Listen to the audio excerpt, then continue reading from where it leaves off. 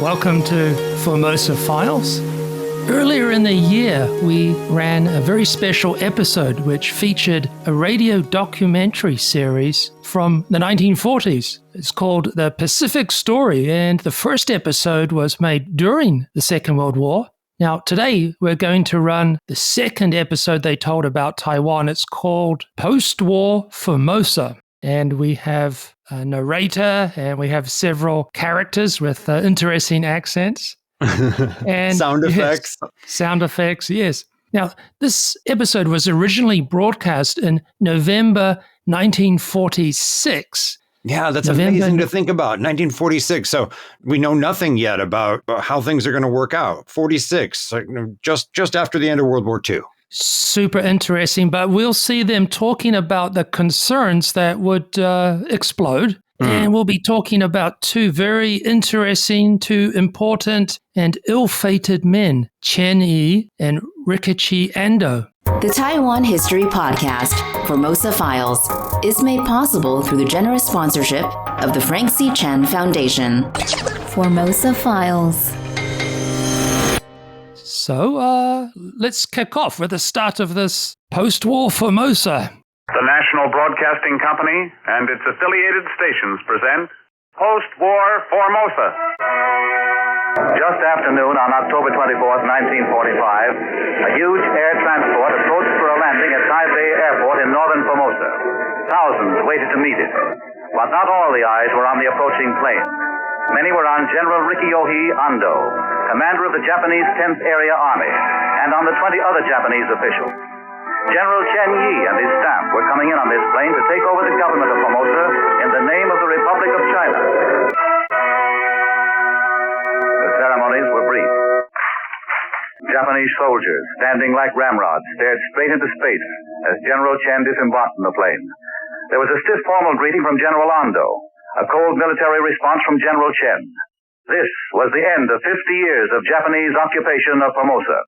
So he arrives October 24th, but the handover, the formal signing, occurs the next day, October 25th. For a very long time in Taiwan, that was called Retrocession Day, and it was a holiday. About 20 years ago, they stopped that. The Japanese had surrendered on August 15th of that year, the radio announcement from the emperor, and then the formal signing, MacArthur, the instrument of surrender, the representative from Japan will now sign, if you recall that. That was aboard the U.S. battleship, the USS Missouri. So, two people in this old radio scene, super interesting figures. There's Chen-yi, a military man, also a former governor of Fujian province, where he had done a pretty bad job. Mm-hmm. His qualifications for his new job as governor of Taiwan were probably that he was an associate of CKS. They knew each other personally. I think they went right back to early military training days in Japan. Yeah. And Chen-yi spoke Japanese, was actually married to a Japanese woman. And but I think he chose not to use the language in Taiwan, at least not publicly. Yeah. And he was one of the few Chinese officials to have visited Taiwan during the Japanese colonial period. He came here for Taiwan's Big Expo in 1935. And he went back to China and reported to CKS. And he was like, whoa, they are much more developed than we are in China. And it was a very good review. And the other man in our story is the last Japanese Governor General of Formosa, Rikichi Ando. Rikichi Ando. So Ando is the family name. And this is interesting because the Japanese have been asking international people to start pronouncing their names properly. Just like we do in Taiwan, it's Chen something something. They actually are the same thing. In Japanese, it would be Ando Rikichi. They have the family name at front. But so far, it hasn't caught on in the international thing. Yeah. So anyway, Rikichi Ando. I wonder if he was related to Momofuku Ando. What the Momofuku Ando are you talking about? Momofuku Ando, the inventor of instant noodles. Don't laugh. He was born in my small town here in Chiang County. John, we're talking about a major historical event, the return of Taiwan to the Republic of China, and you are marching us down your hometown trivia and noodles. Do you need something to help you focus? Okay, right. Sorry. Anyway, so this Ando fellow. We're talking about the last governor general, not the noodle guy. Are we clear on this? Correct. This guy is someone who has been described as the man who started the Pacific War. Yeah, I saw that as a subheading on his Wikipedia page. The man who started the Pacific War. A bit of an overstatement, I think. But yeah, in a way, he certainly helped bring Japan into World War II and, in turn, the United States. And with the unmatched economic power of the U.S., as soon as the United States entered the war, betting on an Allied victory was, the odds were highly in favor of an Allied victory. Yes. So the chain of events with Ando, they begin, let me see, he's an experienced military man in southern China. By the way, he spoke English well. He had been military attaché in the United Kingdom, 1932 to 34, a relatively moderate commander given to restraint. So his next move seems somewhat out of character. And that would be during the Second Sino-Japanese War, which started in 1937. Yes. So a couple of years later, Ando is commanding a Japanese force looking to hold positions in Japanese-occupied southeastern China. The Japanese are looking to stop the transport of supplies, of ammunition, of oil from coastal ports up to Chiang Kai-shek's nationalist forces in southwest China. One of the supply routes is from modern-day northern Vietnam, back then French Indochina. So France falls to Nazi German forces in early summer 1940, and the Nazis occupied a big section of it, but then they also had this collaborationist government in France, the Vichy government. They were technically in charge of what kind of southern France. So Tokyo and this government, they're talking about access to northern Vietnam. How can we stop arms and supplies heading up to the KMT because Japan and Germany are allies? So there's all these discussions. While diplomats are negotiating this, Commander Ando takes matters into his own hands and orders his forces across the border into French Indochina. He's doing this without authorization from the government in Tokyo. Yeah, and the Japanese military and political leaders were angry, embarrassed. But seeing as the invasion has already happened, and there are probably matters of face involved, the Japanese didn't apologize, didn't leave. The unauthorized invasion of French Indochina created a diplomatic problem with the West in particular. It increased tensions between the US and Japan, and this is when we see America implementing restrictions on iron ore, scrap iron. These were exports that America was sending to Japan in very large quantities. And then America starts putting in an oil embargo. Yeah, that would come the following year, yes. But, seeing as most of Japan's imports of those vital resources came from the United States, Japan decided it should go and get some replacement suppliers in Southeast Asia. So Ando gets recalled to Tokyo in early 1941, and his punishment was early retirement. But soon he was in Taiwan in the fall of 1941, so this is just a little before Pearl Harbor. And he's, at this point, promoted to full general, given command of the Japanese 10th Area Army. And the Japanese 10th Area Army is essentially the Taiwan Army. Yes, and Ando became the final Japanese Governor General of Taiwan on December 30, 1944. Okay, but let's go back to the scene in the radio documentary.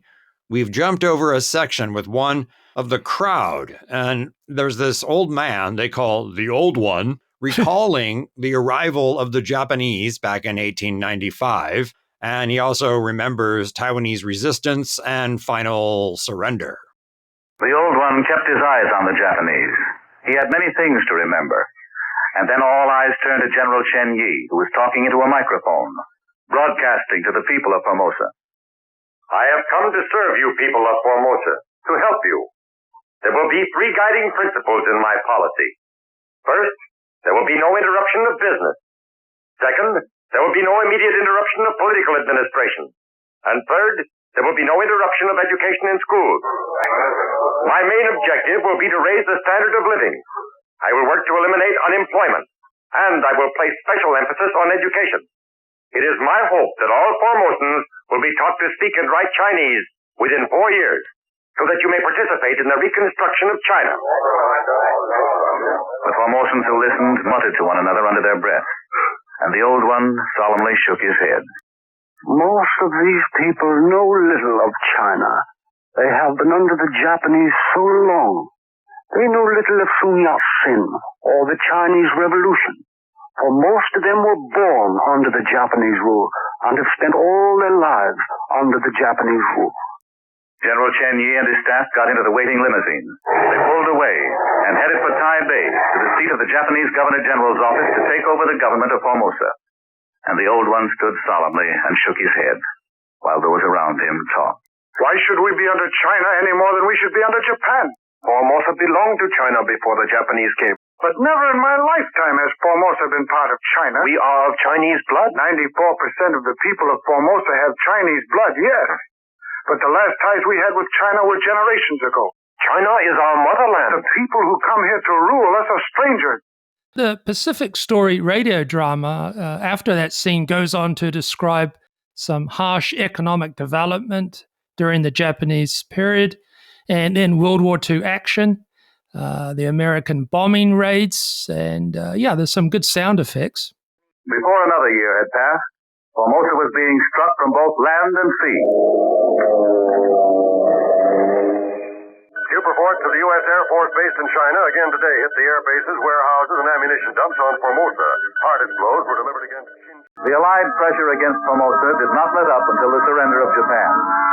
Formosa passed from the hands of the Japanese back to the hands of the Chinese, into the hands of General Chen Yi. But the Japanese did not turn back the same island they had taken 50 years before. They turned back a bomb-blasted citadel, richer in terms of industrial development, but poorer in terms of Chinese fealty. It will be my policy to improve the livelihood of you, the people of Taiwan. General Chen Yi made a public statement 5 days after he and his staff arrived. It will be my policy to reestablish Chinese newspapers and other organs of public opinion in Taiwan. I will put special emphasis on education, for although many of you have lived under the Japanese most of your lives, you are still Chinese. It will do no good. What are you saying? I say it will do no good. We are not Chinese. We are Formosans. Formosa belongs to China. Ha. Does he think that this memorial service for Dr. Sun Yat-sen here today will make us Chinese? China is your motherland and mine.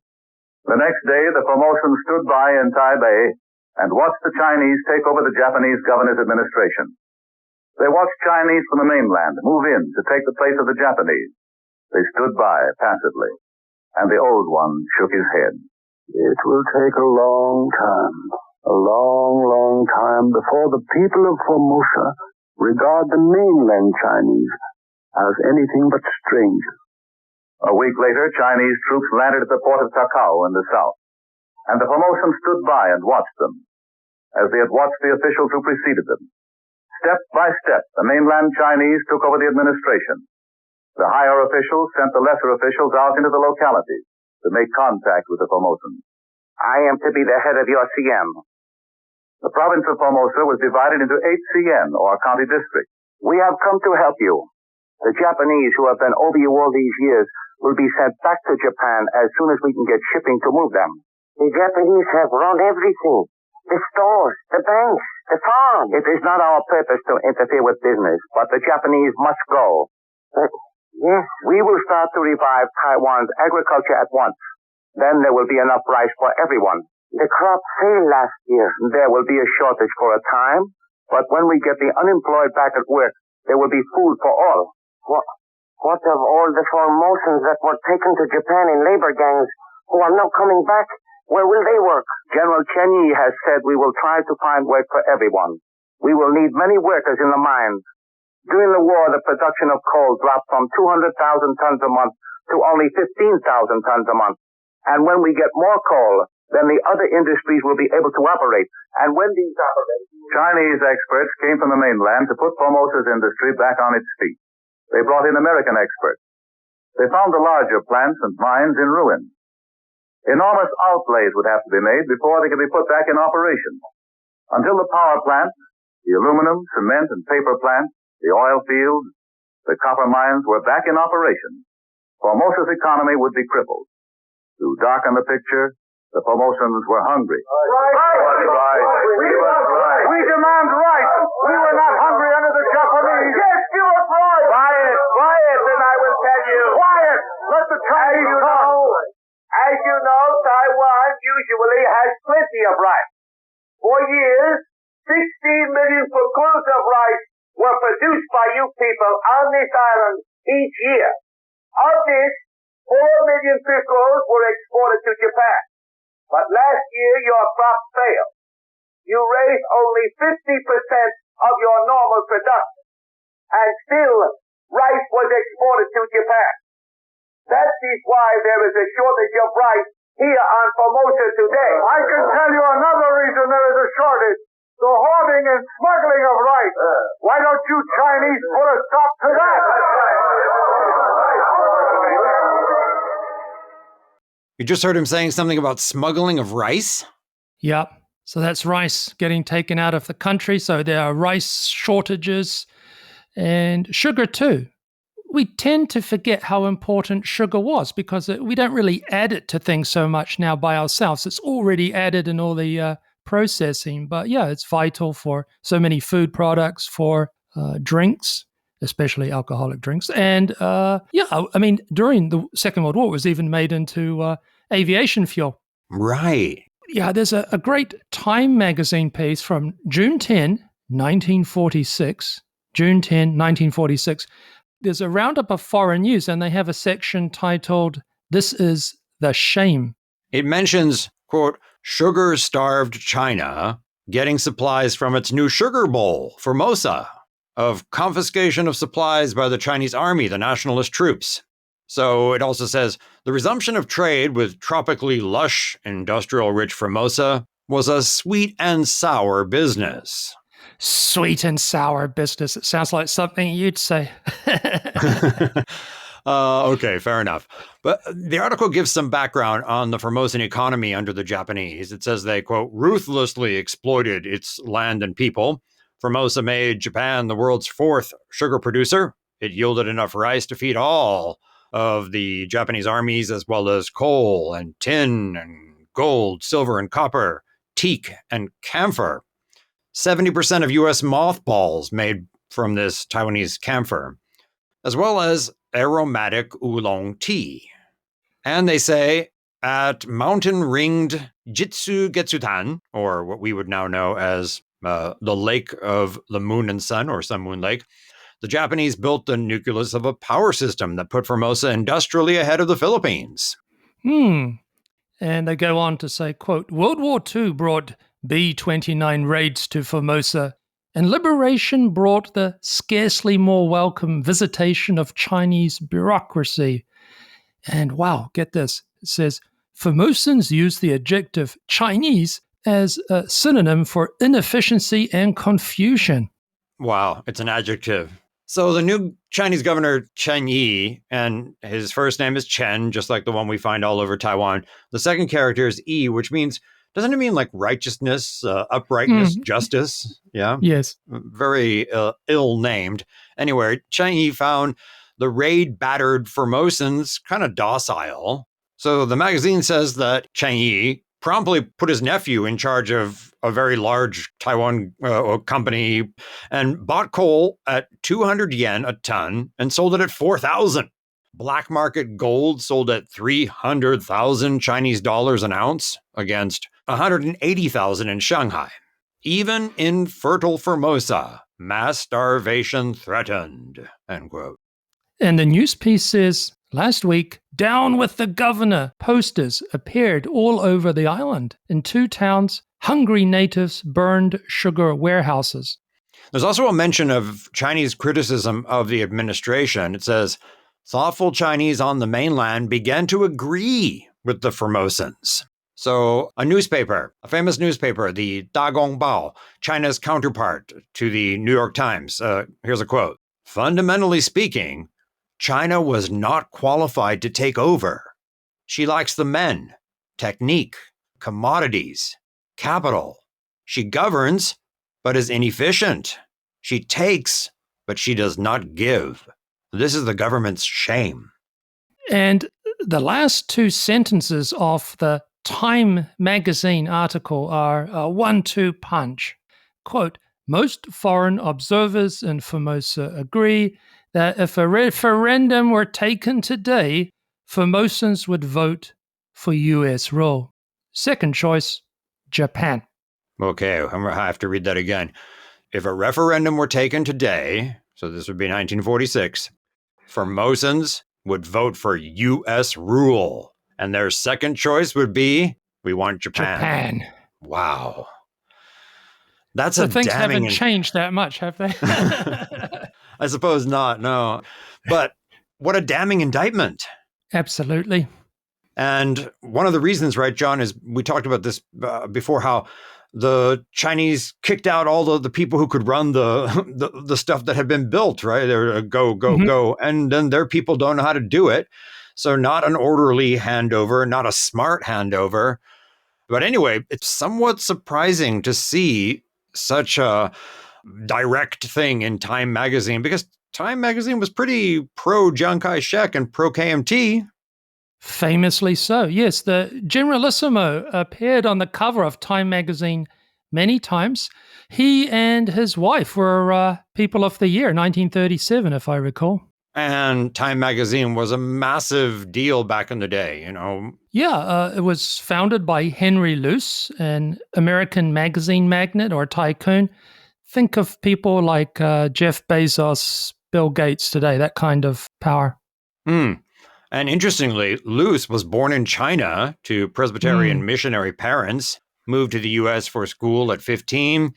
He founded Time magazine, Life magazine, Fortune, and Sports Illustrated. So quite an empire. Luce and his Time magazine were big supporters of Chiang Kai-shek. So you can see the general disillusionment with nationalist rule after the Second World War is so great that even Time, you know, in June of 1946, has to kind of concede that this isn't working. But things would eventually get better. Yes, but they would get worse before they got better. Let's return to that radio broadcast from November of 1946. After 50 years under the Japanese, the transition to the rule of the Chinese was painful, both for the people of Formosa and for the government of China. Constructive steps were taken by the Chinese. Keelung Harbor here will become increasingly important. The excellent dockyards may become the main repairing center of Taiwan. And ships in need of repairs may even be towed here from Shanghai, 400 miles. Yes, it is good. And the Taiwan municipal government is planning to raise $1 billion for the reconstruction of Anting Harbor. Yes. But is it not equally or more important to stop the Chinese soldiers from looting the stocks we have? And is it not equally important to prevent our refineries and our railroads and power plants from falling into ruin? You Formosans must know the task is enormous. The Japanese have gone from the island of Formosa, and the Chinese have taken their place. Today, more than a year after the transfer, the Chinese have become aware of the enormous task that lies before them in Formosa. This awareness is reflected in the words of General Chen Yi. If Taiwan falls short of our expectations, there will hardly be any hope for China as a whole. You have been listening to the Pacific Story presented by the National Broadcasting Company and its affiliated independent stations to clarify events in the Pacific and to make understandable the cross-currents of life in the Pacific Basin. Wow. Chen Yi's last words proved prophetic. If Taiwan falls short of our expectations, there will hardly be any hope for China as a whole. Well, the KMT would fall short, failing to improve things fast enough to appease public discontent. And about 4 months later, we would see the 228 incident with its mass protests, a rebellion really across the island, and the brutal suppression of that, killing thousands. So let's talk about what happened to the two men we've been looking at, the Japanese Governor General Ando and Chen Yi. Well, this broadcast is from November 1946. By this time, Ando was already dead. He was arrested by Chinese authorities soon after the surrender and charged with war crimes from his time in China, but he never got to trial. April 19th, 1946, he was found dead in his prison cell in Shanghai, having apparently committed suicide by taking poison. Well, that, or maybe he was assassinated. Anyway, he was 62 years old. Chen Yi did not last much longer.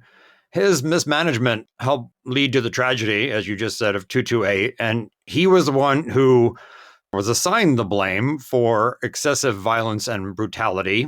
He was dismissed, forced to resign from office a few months afterwards. The following year, this is the tail end of the Chinese Civil War, he was appointed governor of Zhejiang province. That's either rehabilitation or a job nobody wanted. Yeah, I would say the latter. But, okay, get this. Chen Yi gets arrested shortly after becoming governor and charged with treason because it's discovered that he's planning to surrender to the communists. Yeah, he was sentenced to death and executed by firing squad, not in China, but in Taiwan. This is on June 18th, 1950, the highest-ranking KMT leader to be executed. Not a very noble end. He was executed at what's now the Ma Changding Memorial Park. The name, Ma, has horse, Changding. So it literally means like riding grounds district. It comes from the Japanese period when it was a training ground for horses, probably for Japanese mounted troops. But, even today, they have some horse stuff there. And there's a little memorial, and it's right along the river, the Xingdian River. So you can ride your bicycle along there. You can check it out. I've been there. It's an interesting little place to go to on your bike. I've not been, but I'd like to go have a look. Anyway, I hope listeners enjoyed our blast from the past. They can listen to the whole Pacific Story episode online. It's 30 minutes in total. Yeah. And again, do us a favor. Like, subscribe, tell a friend, and mostly listen. Thanks for doing so. I'm Eryk Michael Smith. I'm John Ross. Bye.